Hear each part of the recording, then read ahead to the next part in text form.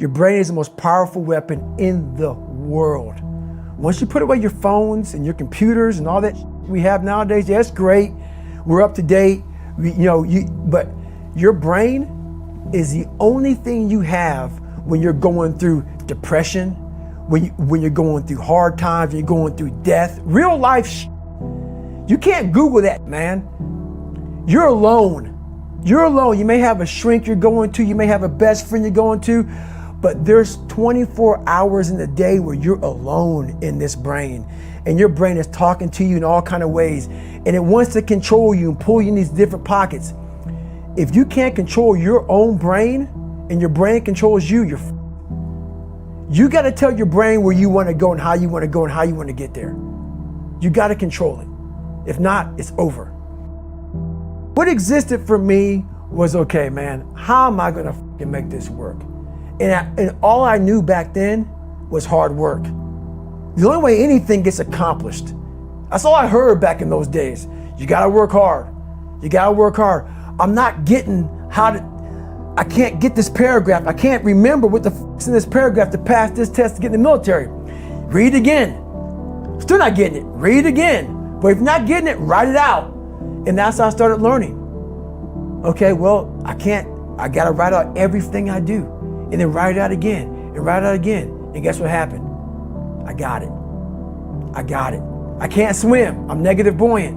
Go back again. I can't swim, go back again. Go back again, go back again. I got it.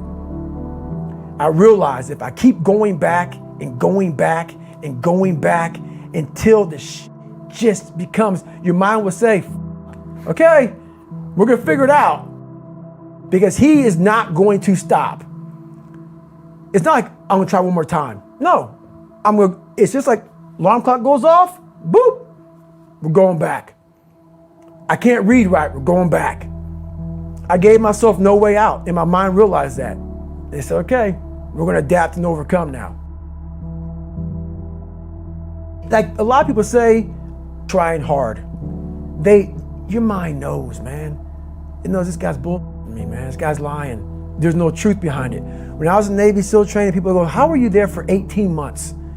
The program was only 6 months long. You were in 3 hell weeks in 1 year. No one's ever done that. How did you do that? I talk about the new norm. When I lived in a $7 a month place when I was growing up for a short period of time, I loved it. I didn't know any different. That was my norm. Once we moved out of that place, we moved to a $236 a month place. I was like, I never want to go back to that little piece of shit. But if you go back to that $7 a month place and you realize this is where I live, this is all I got, your mind says, roger that, this is home. So when I was going through Navy SEAL training for 18 months and going back through all the hard parts over and over again, I told myself after the first time, I knew it was gonna be a long journey there. My body was breaking down. It was just how it was going on. I said, you know what, this is my new norm. So my mind said, it's like going to work. Like you go to work, you put your suit and tie on, I go into suffering every day. Every day, suffering, being broken, duct taping my feet up, stress fractures, shin splints, being broken. This is my new norm. And your mind says, if we're not broken, this ain't normal. We gotta be broken. So then your mind starts to get tougher and tougher and more callous. People go, how did you run on broken feet? Broken shins. My mind knew this is how we operate. We're in Navy SEAL training. This is what we are. I became hell. And that became my new norm. I gave myself no way out. There was nothing outside these walls of hell. Nothing. I love God, but for a short period of time, I became the devil, because that was hell. I became the boss, the owner, the CEO of Navy SEAL training. That was my mindset. And that's how you get through things. You immerse yourself in wherever it is, and you become that. You become that and give yourself no way out. When I was 297 pounds and I was fat as hell trying to be a Navy SEAL, the scariest thing in the world to me, even to this day, was that could have been the rest of my life. I thought then I was trying hard. That's the scariest thing in the world.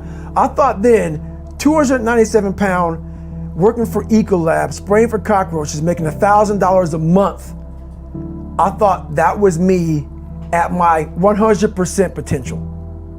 Come to find out, a few years later, I wasn't anywhere near that. 106 pounds less, graduated Navy SEAL training, went on to do all these other things. Looking back on that, that was me trying hard. That's why people gotta understand, what is in us, we have no idea until we start trying hard. And I mean really trying hard, where you're obsessed with, hey, this is my new norm. My new norm is that, wow, this isn't always fun. It's not always meant to be fun. And that's when you know you're trying hard. People hear my story and think this guy is sadistic. I realized how the brain works. I figured out how the brain works. I'm a scared kid, and that's what gives me so much power. I had no foundation, and I built this off of just researching the mind. The feeling you get is basically invincibility. You realize that you can't do it all the time. When you need to do it, I know I can go to a place that I can live in. And when you know that you can run on broken legs and you can do certain things that a lot of people can do, but they're not willing to do, this power, this sympathetic nervous system of fight or flight, and you're fighting, it gives you this charge of energy of when you're sitting there at 3:30, 4 o'clock in the morning and you're duct taping your feet up because they're broken, and you're doing it by yourself, and you're going through arguably one of the hardest training in the world. And these guys, most of them are healthy, and you're going through it broken, and you're already at a disadvantage, but you're still there. You can feed into that and tap into that for a lot of power. But if you look at it, well, I'm broken, man. I'm not gonna make it. But if you look at it as, man, I'm broken and I'm still here. And I'm fighting, and I'm gonna find a way to get through this because I have no other place to go. It gives you a lot of power. When things start to suck really, really bad, my brain and a lot of people's brain, they don't go to your dad beating you up. Your brain says, we gotta get the out of here. This is miserable. So anger goes away a lot of times when you're suffering because your brain just says, we gotta run, we gotta go. So that anger is not popping up saying, oh, I wanna show them, I wanna show those people. No, there has to be a much deeper, when I say deeper, it has to be down to mineral soil. It has to be down to that nice mineral soil where nothing can burn. You can't burn dirt. So it has to be down that low, that literally is something in you that's at the core of your soul. But you don't find it unless you spend a lot of time with what you want to be in life. I can't give that to you. Right. You can't give it to somebody. When you find your true passion in life, and my passion for me was like, oh, I want to be, I don't give a Navy SEALs, Army, I don't give a shit. I want to serve my country. I want to be someone that I'm proud of. I want to look at myself in the mirror because I was so disappointed. That accountability mirror I talk about, I was so disappointed in what I saw every day. I wanted everybody to love David Goggins. And a lot of people did. I didn't love myself. But I knew a lot of us want to find peace first. So people say, man, you always talk about this suffering and pain and I'm at peace right now because I went through that. Right? You don't find peace first. If you do, Merry Christmas. More power to you. More power to you.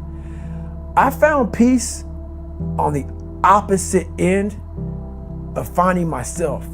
And no one really finds themselves without going through trials, tribulations, suffering, accountability. And accountability is suffering.